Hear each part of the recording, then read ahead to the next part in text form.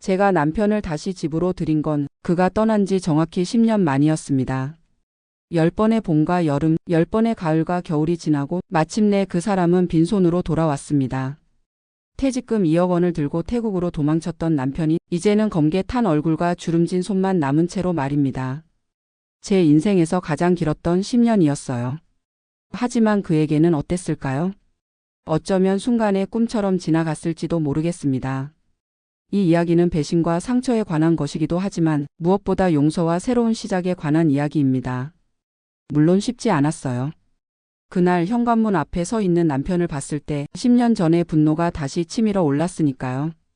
하지만 시간이 지나면서 알게 되었습니다. 용서란 상대방을 위한 것이 아니라 결국 나 자신을 위한 것이라는 사실을요. 제 이름은 박미경입니다. 56세 이제는 동네 작은 베이커리의 사장이 되었습니다.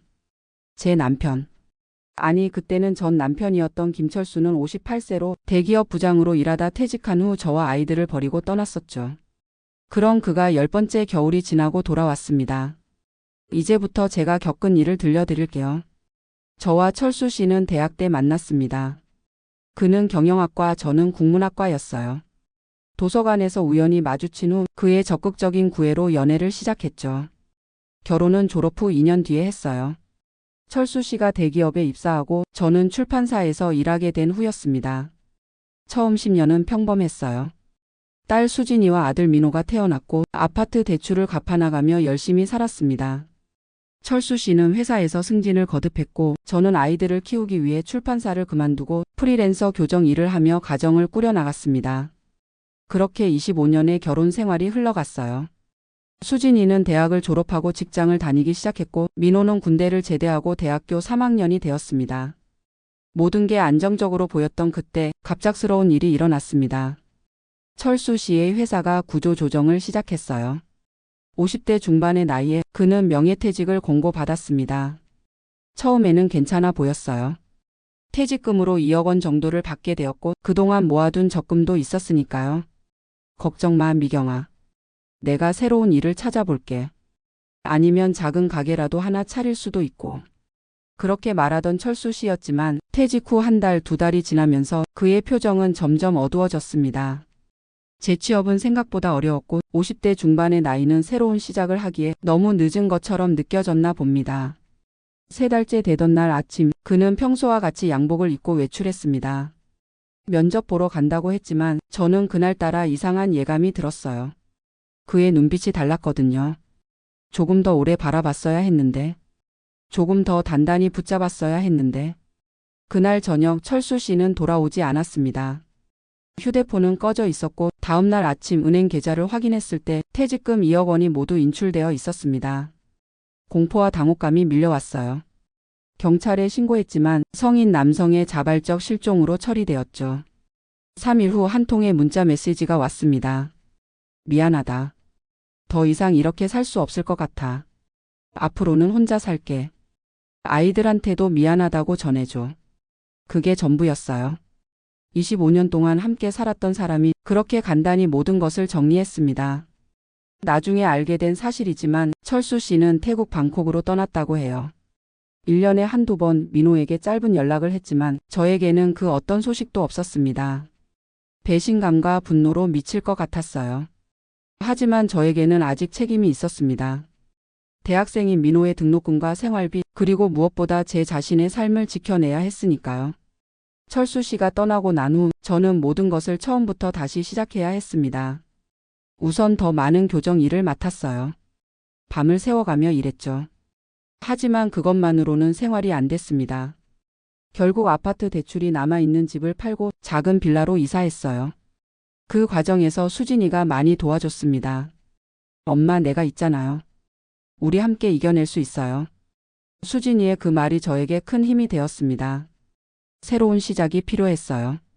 50대 중반의 나이에 무엇을 할 수 있을까 고민하다가 예전부터 관심 있던 베이킹을 배우기로 했습니다. 동네 문화센터에서 시작한 제빵 수업이 제 인생의 새로운 전환점이 될 줄은 몰랐어요. 선생님께서 제 솜씨를 알아봐 주셨고 6개월 후에는 동네 작은 베이커리에서 아르바이트를 시작할 수 있었습니다. 그렇게 2년이 지났어요. 민호도 대학을 졸업하고 취업을 했고 수진이는 승진을 해서 더 많은 급여를 받게 되었습니다. 아이들은 저에게 더 이상 경제적으로 의지하지 않았고 오히려 가끔 용돈을 주며 제 어깨를 가볍게 해주려 했습니다. 제가 베이커리에서 일한 지 3년째 되던 해 사장님께서 가게를 넘기고 싶다는 말씀을 하셨어요. 미경 씨가 가게를 맡아줬으면 좋겠어요. 가격은 부담 없게 해드릴게요. 너무 큰 도전이었지만 수진이와 민호가 등을 밀어주었습니다. 엄마 한번 도전해봐요. 우리가 보증금 마련하는 것 도와드릴게요. 그렇게 제 이름으로 된 작은 베이커리가 생겼습니다. 미경이네 빵집이라는 소박한 간판을 달았죠. 처음에는 힘들었어요. 장사도 어려웠고 관리도 쉽지 않았습니다. 하지만 점점 단골이 생겼고 특히 제가 개발한 작곡 천년 발효빵이 동네에서 인기를 얻기 시작했어요. 매일 아침 4시에 일어나 반죽을 준비하고 오후 8시까지 가게를 지키는 생활이 힘들었지만 제 것을 만들어가는 기쁨이 있었습니다. 그렇게 또 3년이 흘렀고 철수 씨가 떠난 지 8년이 되었을 무렵 수진이가 결혼한다는 소식을 들려주었습니다. 엄마 결혼해도 될까요? 아빠도 없고. 그래서 망설여졌는데 가슴이 찢어지는 느낌이었어요. 아이에게 온전한 가정을 만들어주지 못한 미안함과 그럼에도 잘 자라준 고마움이 함께 밀려왔습니다. 당연하지 우리 딸. 너는 충분히 행복해도 돼. 아빠 일은 신경 쓰지 마. 수진이의 결혼식 날 신부 대기실에서 딸의 웨딩드레스를 봐주면서 문득 철수 씨 생각이 났습니다. 우리 딸의 결혼식에도 오지 않다니. 그때까지도 저는 그를 용서할 수 없었어요. 결혼식장에서 수진이를 신랑에게 데려다 주는 역할은 민호가 맡았습니다. 당당하게 누나의 팔을 잡고 걸어가는 아들을 보며 저는 조용히 눈물을 훔쳤어요. 수진이가 결혼하고 민호도 여자친구가 생겼다는 소식을 전해왔습니다. 아이들은 각자의 삶을 살아가고 있었고 저 역시 베이커리를 통해 새로운 삶을 만들어가고 있었어요. 그리고 그때 철수 씨가 떠난 지 9년이 되었을 무렵 민호를 통해 소식을 들었습니다. 엄마 아빠한테 연락이 왔어요. 많이 아프시대요. 심장이 멎는 줄 알았어요. 9년 만에 들려온 그 사람의 소식이 병에 관한 것이라니. 어디가 아프시다고? 많이 심각하신가? 자세히는 말씀 안 하셨는데 병원에 입원해 계시대요. 태국에서요. 저는 아무 말도 할 수 없었습니다. 한때는 그 사람이 죽어버렸으면 좋겠다고 생각했던 적도 있었어요. 하지만 실제로 그런 소식을 들으니 마음이 복잡했습니다. 민호는 아버지를 만나러 태국에 가겠다고 했습니다. 저는 말리지 않았어요. 아이와 아버지 사이의 일이니까요. 민호가 일주일 후에 돌아왔을 때 그의 표정은 무척 심각했습니다. 아빠가 많이 변하셨어요. 초라해 보이셨어요. 태국에서 작은 식당을 하셨다가 망하셨대요. 그리고 한국인 관광객들에게 가이드 일을 하시다가 얼마 전 쓰러지셨다고. 민호의 이야기를 들으며 저는 묘한 감정을 느꼈습니다. 복수심? 동정심? 아니면 그저 무덤덤함? 아빠가 한국에 돌아오고 싶어 하세요. 치료도 받아야 하고 돈도 없으시고. 저는 고개를 저었습니다. 안 돼. 25년을 함께 살았던 사람을 버리고 2억 원을 들고 도망친 사람이야. 이제 와서 아프다고 돌아오겠다니. 민호는 고개를 숙였습니다. 알아요, 엄마. 당연히 그렇게 생각하실 수 있어요. 그냥 아빠가 많이 후회하고 계시다고 말씀드리고 싶었어요. 그 후로도 가끔 민호를 통해 철수 씨의 소식을 들었습니다. 항암 치료를 받고 있다는 이야기, 혼자 지내기 힘들다는 이야기. 점점 상태가 나빠지고 있다는 소식을 들으면서도 저는 마음을 열 수 없었습니다. 그렇게 또 1년이 흘렀고 드디어 그날이 왔습니다. 토요일 오후 가게 문을 닫으려던 찰나에 문득 누군가가 들어왔습니다. 죄송합니다만 영업이. 말을 멈췄습니다. 문 앞에 서 있는 사람은 철수 씨였으니까요. 한눈에 알아봤지만 또 전혀 다른 사람 같기도 했습니다. 까맣게 그을린 얼굴, 깊게 패인 주름, 그리고 한없이 초라해 보이는 체구. 10년 전에 당당했던 모습은 온데간데 없이 그저 나이든 환자처럼 보였습니다. 미경아. 그가 입을 열었습니다. 목소리마저 달라져 있었어요. 쉰 듯한 힘없는 목소리. 왜 왔어요? 제가 겨우 내뱉은 말입니다. 미안해. 정말 미안해. 그가 고개를 숙였습니다. 미안하다고요? 10년이 지나서? 2억 원을 가지고 도망가서 자기 인생 다 즐기고 나서 목소리가 점점 높아졌습니다. 참아왔던 모든 감정이 한꺼번에 쏟아져 나왔어요. 수진이가 결혼할 때 어디 있었어요? 내가 아파트 팔고 빌라로 이사할 때는? 민호 대학 졸업식 때는? 눈물이 흘러내렸습니다. 10년간 한 번도 못했던 울음을 터뜨렸어요. 철수 씨는 그저 고개를 숙인 채 모든 말을 듣고 있었습니다. 나가요. 다시는 오지 마세요. 그가 고개를 들었습니다. 그의 눈에도 눈물이 고여 있었어요. 알았어. 다시는 오지 않을게. 그래도 한 가지만 말하고 싶어. 내가 잘 지내는 것 같아서 다행이야. 베이커리. 잘 어울려. 그가 돌아서려는 순간 갑자기 그의 다리에 힘이 풀리는 듯 했습니다. 벽을 짚으며 간신히 몸을 지탱했어요. 순간 걱정이 되었지만 저는 도움의 손길을 내밀지 않았습니다. 가요. 저는 다시 한번 말했고 그는 천천히 가게를 나갔습니다. 그날 밤 잠을 이룰 수 없었어요. 철수 씨의 모습이 계속 떠올랐습니다. 다음 날 아침 민호에게 전화가 왔습니다. 엄마 아빠가 어제 찾아뵀대요. 응. 가게로 왔었어. 많이 화내셨어요? 당연하지. 민호가 잠시 침묵했다가 말했습니다. 엄마 아빠가 정말 많이 아파요. 의사 선생님이 시간이 얼마 안 남았다고. 가슴이 철렁했습니다. 무슨 병이야? 간암이에요. 말기. 태국에서 치료받다가 마지막은 고향에서 보내고 싶다고 하셔서 제가 모아둔 돈으로 비행기 표 사드렸어요. 머릿속이 하얘졌습니다. 분명 증오하고 있다고 생각했는데 왜 이렇게 마음이 아픈 걸까요? 지금 어디 있어? 제 원룸에요. 병원 알아보는 중이에요. 그날 저녁 민호의 원룸을 찾아갔습니다. 10년 만에 정식으로 마주하는 순간이었어요. 철수 씨는 소파에 누워 있었습니다. 창백한 얼굴로. 미경아. 왜 왔어? 힘없는 목소리로 그가 물었습니다. 민호한테 들었어요. 많이 아프다고. 철수 씨는 고개를 돌렸습니다. 보지 마. 이런 모습. 저는 소파 옆에 앉았습니다. 왜 그랬어요? 왜 우리를 버리고 간 거예요? 오랫동안 묻고 싶었던 질문이었습니다. 그가 천천히 몸을 일으켜 앉았습니다. 용기가 없었어. 회사에서 잘렸을 때 더 이상 가장으로서의 자존심을 지킬 수 없을 것 같았어. 그런데 태국에 갔던 친구가 거기서 사업하면 돈 벌기 쉽다고 했거든. 어리석었지. 그 돈은요? 2억 원은 어디에 다 썼어요? 절반은 사기당했어. 태국에서 한국 식당을 차리려고 파트너를 만났는데 돈만 받고 사라져버렸어. 나머지는 실패한 사업과 생활비로 다 써버렸지. 처음으로 그의 이야기를 제대로 들었습니다. 태국에서의 10년이 결코 행복하지 않았다는 것을. 태국에서 처음 2년은 관광 가이드로 일했어. 조금씩 돈을 모아서 작은 식당을 열었지만 장사가 잘 안 됐어. 결국 다시 가이드 일을 하다가 작년에 쓰러졌지. 그의 이야기를 들으며 저는 복잡한 감정을 느꼈습니다. 미움, 연민 그리고 이상하게도 안도감. 돌아올 수 없었어요? 제가 물었습니다. 어떻게 돌아와? 빈손으로.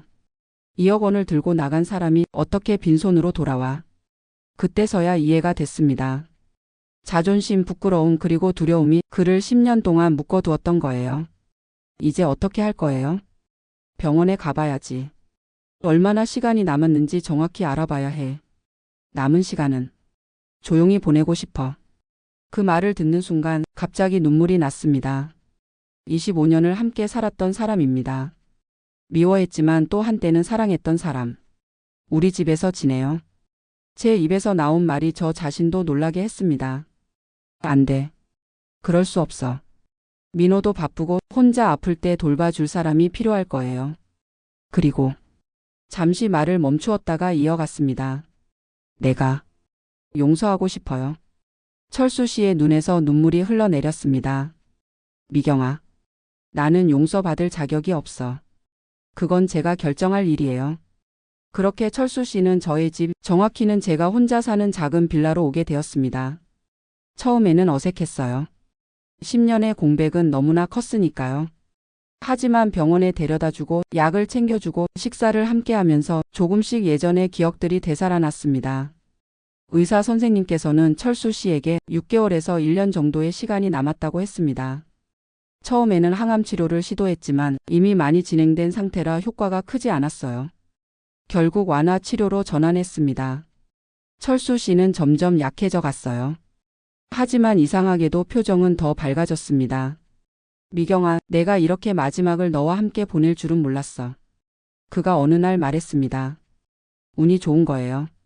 제가 농담처럼 대답했어요. 정말 미안해. 모든 걸 다 망쳐버렸어.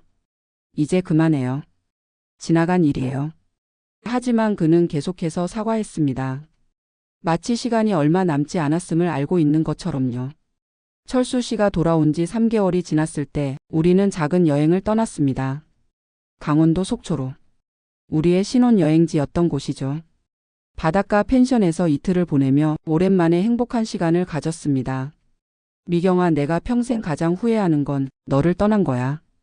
태국에서 혼자 지내면서 매일 내 생각을 했어. 하지만 돌아올 용기가 없었어. 해변을 거닐며 그가 말했습니다. 알아요. 이제 다 지나간 일이에요. 내가 이렇게 용서해 줄 줄 몰랐어. 고마워. 그의 손을 잡아 주었습니다. 마른 뼈만 남은 듯한 그 손이 예전의 따뜻함을 기억나게 했어요. 여행에서 돌아온 후 철수 씨의 상태는 급격히 나빠졌습니다. 대부분의 시간을 침대에서 보내야 했어요. 베이커리 일을 줄이고 그를 돌보는데 더 많은 시간을 쏟았습니다. 수진이와 민호도 자주 찾아왔어요. 처음에는 아버지를 용서하기 어려워했던 수진이도 그의 상태를 보고 마음을 열었습니다. 아빠, 제 결혼식 못 오셔서 아쉬웠어요. 수진이가 말했습니다. 미안하다. 내가 너무 이기적이었어. 철수 씨가 힘없이 대답했어요. 그렇게 가족이 다시 하나가 되어가는 시간이 흘렀습니다. 비록 짧게 남은 시간이었지만 우리는 최선을 다해 그 시간을 소중히 여겼어요. 철수 씨가 돌아온 지 6개월째 되던 날 그의 상태가 급격히 나빠졌습니다. 병원 응급실로 향하는 구급차 안에서 그가 제 손을 꼭 잡았어요. 미경아, 미안해. 그것이 그의 마지막 말이었습니다. 병원에 도착했을 때 그는 이미 의식을 잃은 상태였어요. 그날 밤 중환자실에서 철수 씨는 눈을 감았습니다. 마지막 순간에 수진이와 민호도 함께였어요. 장례식은 조용히 치렀습니다. 철수 씨의 몇 안 되는 친구들과 가족들만 모여서요. 묘지에 그를 묻으며 저는 생각했습니다. 당신이 가져간 2억 원보다 우리가 함께한 시간이 더 값졌어요. 장례를 마치고 집으로 돌아왔을 때 민호가 저에게 봉투 하나를 건넸습니다. 아빠가 돌아가시기 전에 저한테 주셨어요. 엄마한테 전해달라고. 봉투 안에는 편지와 통장 하나가 들어 있었습니다. 통장에는 1,000만 원이 입금되어 있었어요. 태국에서 마지막까지 모았던 돈이라고 했습니다. 편지 내용은 이러했습니다. 미경아, 이 글을 읽을 때 나는 이미 세상에 없을 거야. 짧은 시간이었지만 다시 가족으로 받아들여 주어서 고마워. 내게 빼앗아간 것들을 다 돌려줄 수 없어 미안해. 이 돈은 태국에서 마지막까지 모은 돈이야. 액수가 적어서 부끄럽지만 내 마음만은 받아줘. 수진이와 민호를 훌륭하게 키워줘서 고마워. 내 인생에서 너와 보낸 시간이 가장 행복했어. 영원히 사랑해. 철수가. 편지를 읽으며 눈물이 흘렀습니다. 분노와 미움으로 가득 찼던 10년이 지나고 결국 우리는 화해할 수 있었어요. 철수 씨가 떠난 후 저는 다시 일상으로 돌아갔습니다.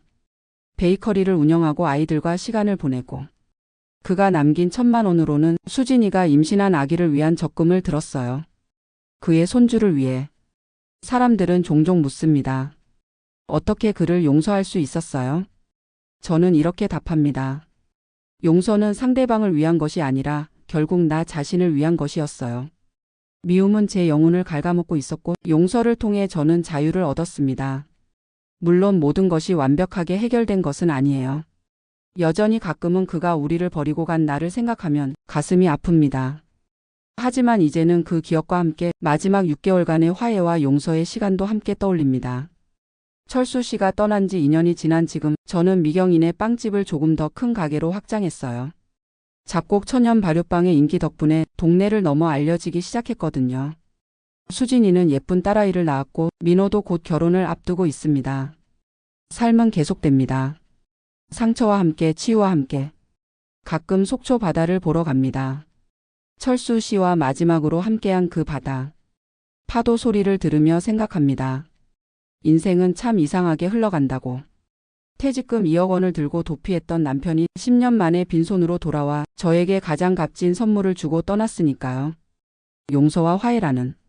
이것이 제 이야기입니다. 배신과 상처로 시작해 용서와 화해로 끝난 이야기. 매일 아침 반죽을 준비하며 저는 삶의 의미를 생각합니다. 반죽처럼 인생도 끊임없이 변화하고 부풀어 오르고 때로는 꺼지기도 하지만 결국 우리 모두 나름의 방식으로 구워져 가는 것이 아닐까요? 영원한 상처는 없습니다. 시간이 흐르면 아픔도 잦아들고 때로는 그 자리에 새로운 꽃이 피어나기도 해요. 우리는 모두 불완전한 존재입니다. 실수하고 상처 주고 후회하고. 하지만 그 불완전함 속에서도 우리는 서로를 용서하고 사랑할 수 있어요. 2억 원의 가치와 10년의 시간, 그리고 마지막 6개월의 화해. 어느 것이 더 값진지는 모르겠습니다. 다만 한 가지 확실한 것은 모든 경험이 저를 지금의 제가 되게 했다는 사실이에요. 56세의 나이에 저는 이제 막 새로운 인생을 시작하고 있습니다. 베이커리를 통해 만나는 다양한 사람들, 빵을 만들며 느끼는 소소한 행복, 그리고 가족과 함께하는 소중한 시간들. 철수 씨가 남긴 1,000만 원으로 시작한 적금은 서연이의 미래를 위한 작은 씨앗이 되었습니다. 그가 직접 만나지 못한 손녀를 위한 마지막 선물이죠. 가끔 서연이를 안고 철수 씨의 사진을 보여주며 말합니다. 이분이 너의 할아버지야. 많이 사랑하셨을 거야. 앞으로의 삶이 어떻게 펼쳐질지는 모르겠습니다. 하지만 지금까지 그래왔듯이 저는 계속해서 앞으로 나아갈 것입니다. 때로는 쓰러지고 때로는 일어서면서. 그리고 무엇보다 용서하고 사랑하면서. 제 이야기가 누군가에게 작은 위로나 용기가 되었으면 좋겠습니다. 저의 이야기는 여기까지입니다. 퇴직금 2억 원을 들고 동남아로 도피한 남편, 10년 후 빈손으로 돌아와 용서받은 이야기. 그리고 그 과정에서 스스로를 발견하고 새로운 삶을 시작한 한 여자의 이야기입니다. 감사합니다.